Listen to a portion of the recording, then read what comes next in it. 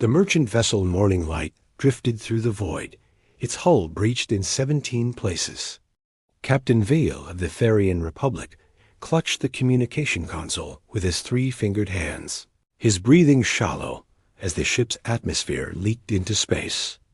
Around him, his crew of 40 lay scattered across the bridge, some injured, others beyond help. The pirates had come without warning. Their ships bore no markings, no identification codes. They simply appeared from hyperspace, disabled the Morning Light's engines with precision strikes, and boarded within minutes. Vel's species, the Therians, were traders and explorers, not warriors. They had no chance against the raiders' weapons and brutality. "Send the distress signal on all frequencies," Vel gasped to his communications officer, a young female named Kira. Blood blue like all Therian, blood trickled from a gash on her forehead, but her hands remained steady on the controls. "Captain, the nearest Republic patrol is 6 days away," Kira reported, her voice breaking. "We don't have 6 hours." Through the cracked view screen, Vel watched the pirate vessels circle like predators. Their leader had already made his intentions clear during the boarding. The crew would be sold to slavers in the outer sectors. The cargo would be taken. The ship would be stripped and abandoned. Vel's people had been part of the Galactic Council for 300 years. They knew the laws, the protocols, the proper channels. But out here, in the frontier regions between civilized space and the unknown territories, laws meant nothing. "Broadcast on all emergency channels," Vel ordered. "Include our coordinates. Tell anyone listening that we need immediate help." Kira's fingers danced across the console. "Broadcasting now, Captain."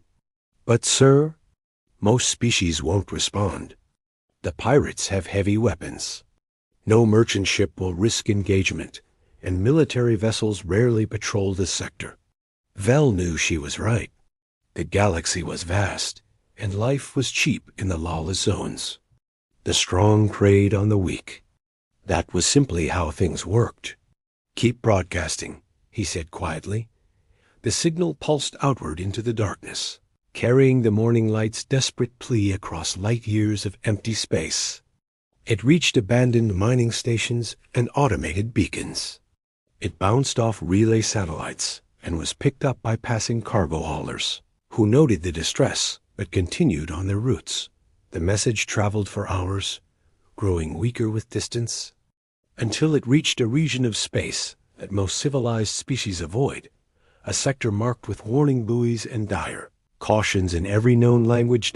It was there, in that forbidden zone, that the signal encountered something unexpected. The human colony of New Terra sat on the edge of known space, a foothold for humanity in their expansion beyond their home system. Humans were newcomers to the Galactic Council, having achieved faster-than-light travel only 50 years prior. Most elder species regarded them with curiosity and caution. They came from a world the Council had classified as a death world, a planet of extreme gravity, violent weather, and dangerous predators. At the New Terra Naval Station, Commander James Walsh sat in the operations center, reviewing patrol reports. The night shift was quiet, as it usually was. His crew monitored the sector boundaries, watching for asteroid hazards and updating navigation charts. "Sir, we're receiving a distress signal," reported the communications specialist, a young woman named Lisa Park. "It's on the emergency channel. Multiple species languages. They're under attack." Walsh straightened in his chair. "Location? 14 light years from our position. In Council space, near the frontier boundary. Play the message." The bridge speakers crackled to life. Through the static came Captain Vel's voice, translated by the computer into English. "This is the merchant vessel Morning Light of the Therian Republic. We are under attack by unknown raiders. Our engines are disabled. Crew casualties are severe. We need immediate assistance. Please, anyone who receives this message, we are dying." The transmission cut off, then repeated. In the background, Walsh could hear screams and the sound of weapons fire. How long to reach them? Walsh asked. The navigation officer, Tom Brooks, ran quick calculations. At maximum speed, 3 hours and 40 minutes, sir. Walsh stood from his chair, his jaw set in a hard line, and something ancient stirred in his eyes, something that every human carried in their genetic memory from the days when their ancestors hunted predators across African plains. Sound General Quarters. Walsh ordered, "Launch the fleet. All available ships. We're going in." Asterisk. The human fleet assembled with frightening speed. Within 20 minutes of receiving the distress call, 5 warships burned through space toward the Morning Light's coordinates. The flagship Vengeful led the formation, a heavy cruiser designed by engineers who understood that humanity's survival had always depended on being more dangerous than the things that hunted them. Commander Walsh stood on the bridge, watching the view screen as stars stretched into lines during faster-than-light travel. His crew worked in focused silence, checking weapon systems and running combat scenarios. There was no debate about whether to respond, no committee to consult. A ship was dying. People needed help. That was enough. "Sir, we're detecting multiple signals at the target location," Lisa reported. 5 vessels surrounding the merchant ship. Power signatures match known pirate configurations. They're heavily armed. "Good," Walsh said quietly. His crew glanced at him, recognizing the tone. Their commander was not a violent man by nature, but he came from a species that had crawled its way to the top of Earth's food chain through sheer, stubborn refusal to be prey. On the Morning Light, Captain Vell watched his crew being dragged from their stations by the pirates. The raiders moved with casual cruelty, striking anyone who resisted, laughing as they sorted prisoners by size and health. The strong would fetch better prices in the slave markets. Kira lay unconscious near the communications panel. A pirate captain, a massive reptilian creature called Boss Rake, stood over Vell, his clawed hand gripping the Therian's throat. "Your cargo manifest lists medical supplies and rare metals," Rake hissed, his translator making his words understandable. "Where are they stored?" Vell could barely breathe, but he managed to speak. "You will face consequences. The Republic will hunt you." Rake laughed, a sound like grinding rocks. "The Republic is weak. Your Navy won't come to this sector. No one will." He tightened his grip. "Now tell me, or I start killing your crew one by one." On Rake's command ship, his sensor operator suddenly spoke up. "Boss, we have incoming ships. 5 of them. They just dropped out of hyperspace at the sector boundary." Rake released Vell and moved to examine the readings. "What ships? Republic patrol?" "Negative. The signatures don't match any known Republic vessels." "Wait, ... The operator's voice rose in pitch. "Boss, they're accelerating. Fast. These are military-grade engines. Hail them. Tell them this is none of their business." The operator tried, then shook his head. "They're not responding to hails, boss. They're just coming straight at us. Speed increasing. They'll be in weapons range in 4 minutes." Rake studied the sensor data. 5 ships against his fleet of 5. Fair odds, he thought. His crews were experienced fighters who had raided dozens of vessels. Battle stations. Prepare to engage. But as the minutes ticked down and the human ships drew closer, something felt wrong. Rake watched the tactical display, and a cold feeling crept through his scaled body. The approaching vessels moved with purpose, like predators who had already decided their prey was dead. 3 minutes to contact, the operator announced. "Boss, those ships? They're not slowing down. They're still accelerating." In the human fleet, Walsh gave his orders with calm precision. "All ships, prepare firing solutions. Target their engines and weapon systems." The merchant vessel is fragile. No missed shots. When we engage, I want surgical strikes. Sir, the pirates are forming a defensive line, Tom reported. They're trying to use the merchant ship as a shield. Walsh's expression hardened. Then we go through them. All ships, attack pattern Delta 7. Maximum aggression. Show them what happens when they prey on the weak. The human warships dropped out of faster-than-light travel at the edge of weapons range. For a moment, both fleets faced each other across the void. The pirates saw 5 human ships, sleek, angular vessels bristling with weapons. The humans saw 5 pirate raiders, brutal, scarred craft built for intimidation. Then the vengeful opened fire. Railgun rounds crossed the distance at a fraction of light speed. The first pirate ship's shields flared and collapsed under the barrage.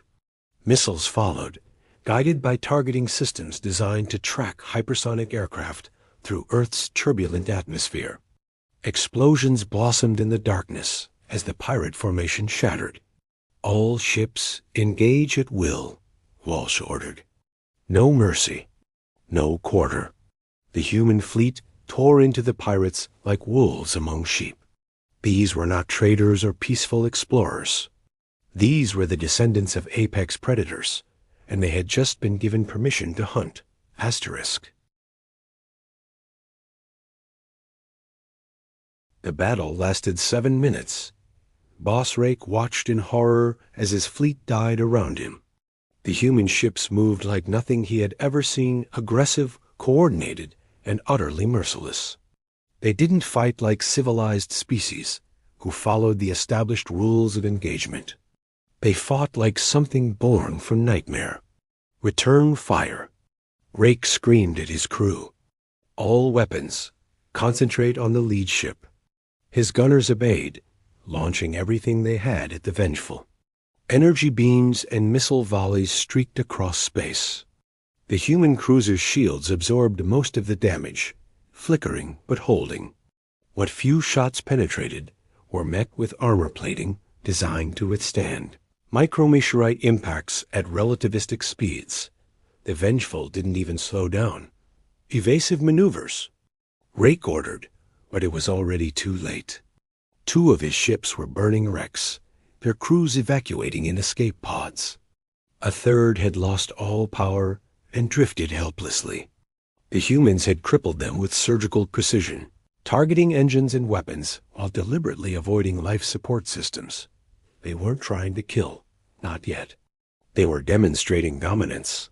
On the morning light, Captain Vell struggled to his feet and stared through the cracked view screen.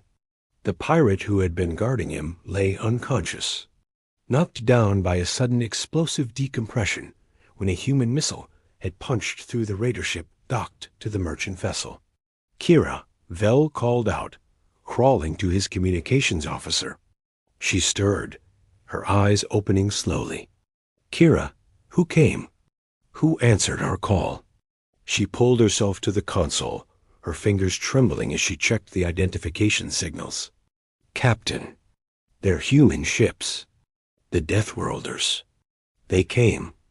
Vell had heard stories about humans during council meetings. The species that evolved on a planet with crushing gravity. The species that survived ice ages and supervolcano eruptions. The species that looked at every animal on their world, no matter how large or dangerous, and decided it could be food or a pet. Now they had come in answer to a distress call. And the pirates were learning what it meant to face a species that had never known what it was like to be prey. Commander Walsh watched the tactical display with cold satisfaction. The last 2 pirate ships are attempting to flee. Pursuit course. Don't let them reach hyperspace.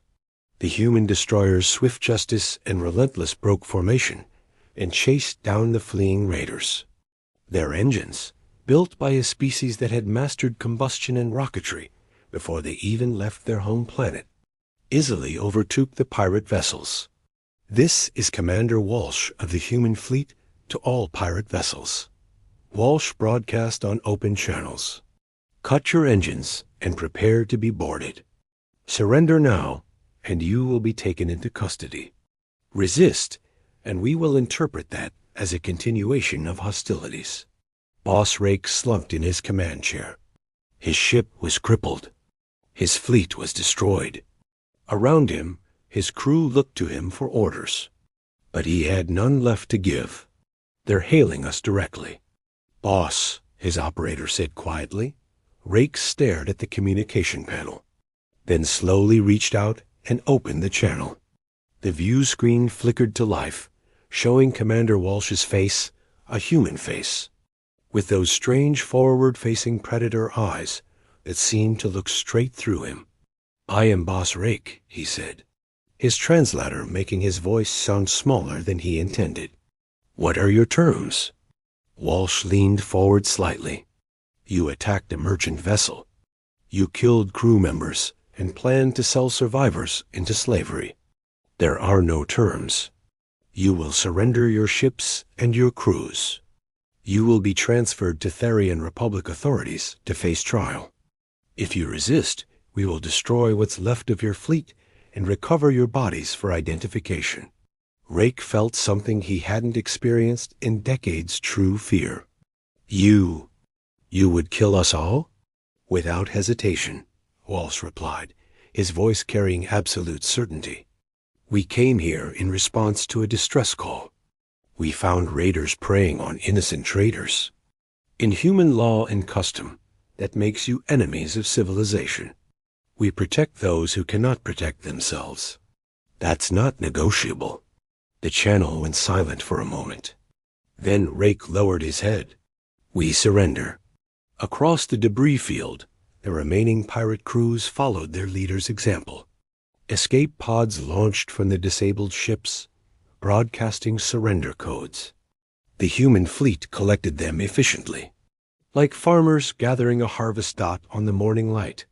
Captain Vell watched human Marines board his ship soldiers in powered armor, moving with disciplined precision as they secured the vessel and provided medical aid to his crew. One Marine approached Vell, removing her helmet to reveal a young woman's face. "Sir, we're here to help," she said simply. "You're safe now." Vell felt his legs give out, and he sat down heavily, relief washing over him like a wave. The distress call had been answered. The Deathworlders had come, and they had brought retribution. Asterisk.